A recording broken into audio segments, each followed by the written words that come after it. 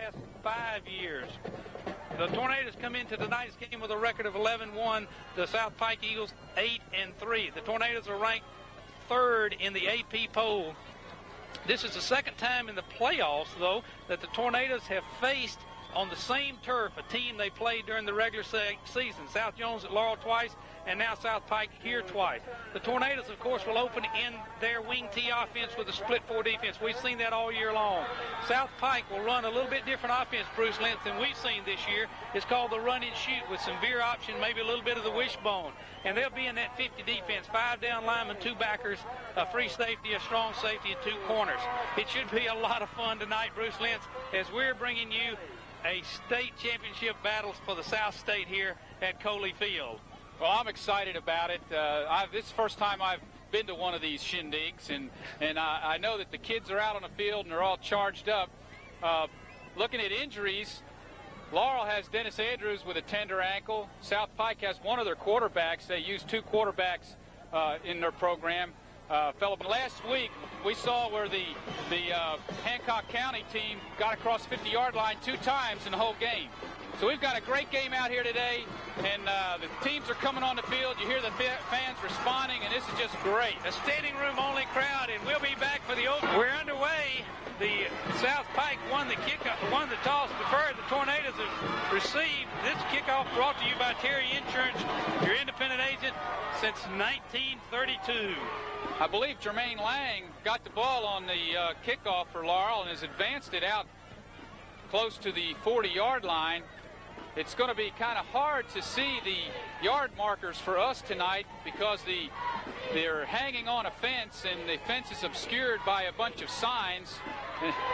You see the offensive backs for the Tornadoes. Dearman at quarterback, Bester at the tailback, Beasley, 42, in his traveling uniform, is at fullback. Chris McCardle is the wingback. We've got a timeout on the field by the official. They've got a problem with the yard markers.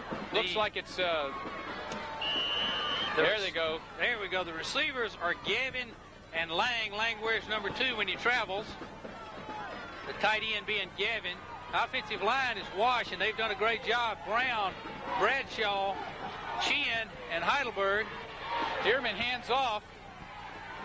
George Blair is playing, Bruce, coming into tonight's game with the run right at South Pike. Well, they shoved it right up the middle of that line. He said that South Pike was the quickest team that they would face as Andrews carried the ball. We went to Hancock County. The first quarter of the game was a real slugfest before Laurel really opened it up. And I'm sure we'll see the same thing here, but Laurel's lines are so tough and so strong, I think that they'll keep going. Here goes Chris Roberts, gets the ball, he's bringing it back, he's breaks 2, 3 tackles, and he's down at the 35-yard line. A 47-yard punt. And Chris Roberts has done a super job on the special teams late in the season. Last week he had a 54-yard punt to really break the game. Punt return for a touchdown to really break the game open. I'll show you exactly how close to the field we are as we're right on top of the action here at Coley Field. And across the field, the Laurel fans are standing right behind the team. Defensive pass coverage is what has been a little suspect this year, but he was out there on that play. Barry flips a little one, a shuffle pass forward, picked up by Bradshaw, and he just contains the man right at the line of scrimmage. A good defensive play, but a fine little shuffle pass as a quarterback. The man stayed with the quarterback and freed a couple people up. He slipped right up through the line there, and there was old Bradshaw. Bradshaw put he threw it out to where a man, I guess that was a predetermined route. He threw it out there, and it was ended up a little short. There's a shot of the Laurel Tornado cheerleaders across the field. And they're literally on the field. That's right. They have to watch themselves. They're sitting close to the out-of-bounds marker. You see the cheerleaders, the sponsors, Brenda Tarr, Natalie Ishii, and Jennifer Paulson are the captains. Carrie Burrows, Andrea McDonald, Joe Carroll Robinson, Kathy Grooney, Carrie Massey, Jan Tarr, Terry Varnado, Susie White, Bridget Tenite, Jenny Hassel, Shay Mobley, Shamika Pollard, and Tisha Thigpen, the Golden Girls. Not the Golden Girls, the cheerleaders. What did I say? Look at, here comes Keith. Keith has the ball. He's out in the open. It's a leg race here. He's pushed out of bounds at the 50-yard line by number 28. 28 pushes Michael 28 Lowry. out. Lowry versus Keys. Beautifully what run. Here's that handoff wide on the 25-yard run. Keys breaks it to the outside. Then it's a foot race. We have 53 seconds remaining in this quarter as the clock stopped as Keys was pushed out of bounds. Laurel is now across the midfield line for the first time. The ball will play from the 47-yard line of the South Pike Eagles.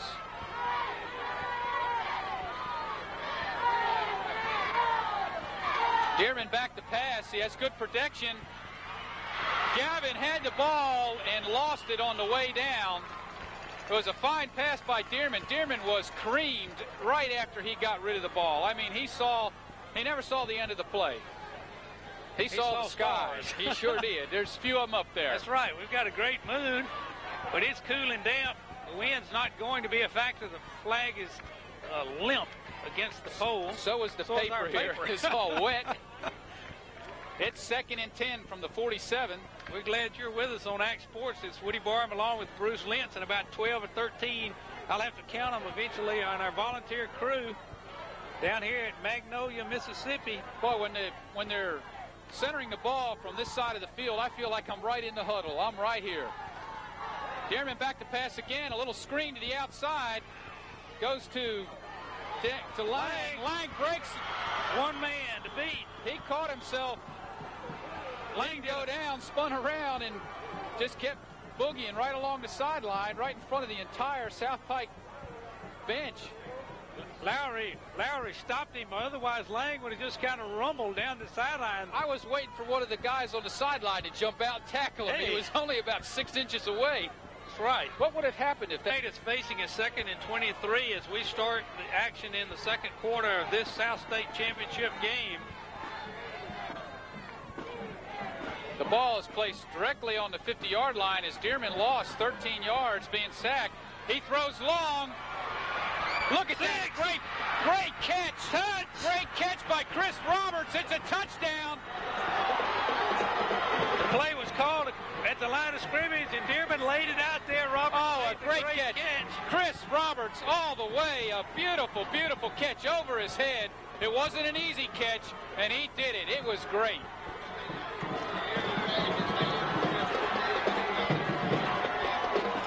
Caught the Eagles in man-to-man coverage of Audible at the line of scrimmage.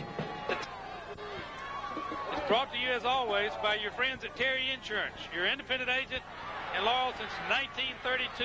The ball mishandled down at the 3-yard line. A man is in the open. No. Josh Blair makes a saving tackle. If it hadn't been for Josh Blair's tackle, it had been all over. A 27-yard return by Corey Taylor. Corey just, he misplayed the ball. It hit the ground. He picked it back up at the 3-yard line and just broke it open. Boy, what a nice tackle by Josh, open field tackle. You see, Laurel with 10 plays covered 83 yards in 3 minutes and 21 seconds for the 6 points. The last one on the 50-yard aerial from Dearman to Roberts. I tell you, I thought there was going to be another 6 points up there for the South Pike Eagles. The nice TD pass for Dearman. A fumble. Laurel says they have it. The referee says they have it, and Laurel Bradshaw has recovered. Bula Bradshaw. He has the ball. Well, that was Roberts' 36th point of the year, his second TD pass for the season, and the 9th thrown by Dearman on that scoring drive, Bruce.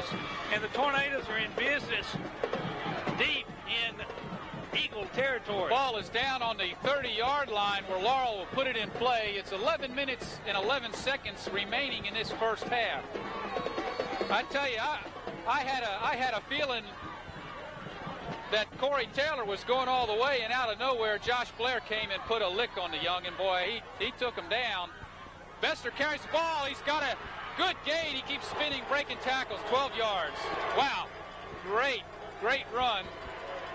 That's Ben Carter on the tackle, Bruce. But I tell you, if you're a defensive back and you see 205 pounds motoring in your direction, you just want to say, let me out of here before he runs over me. Well, one thing we saw last week when they played Hancock, Laurel keeps putting those big backs in there. How many running backs does Laurel utilize, Woody? Four.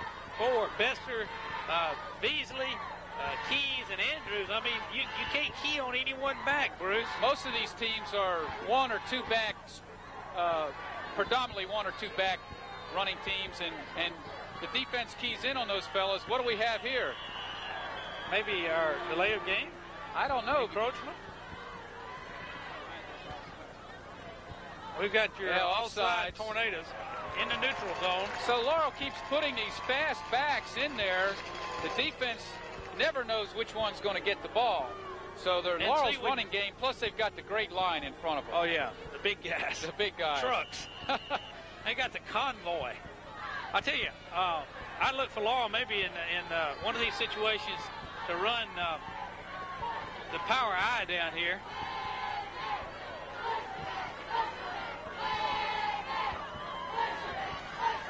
Dearman hands off. Look out.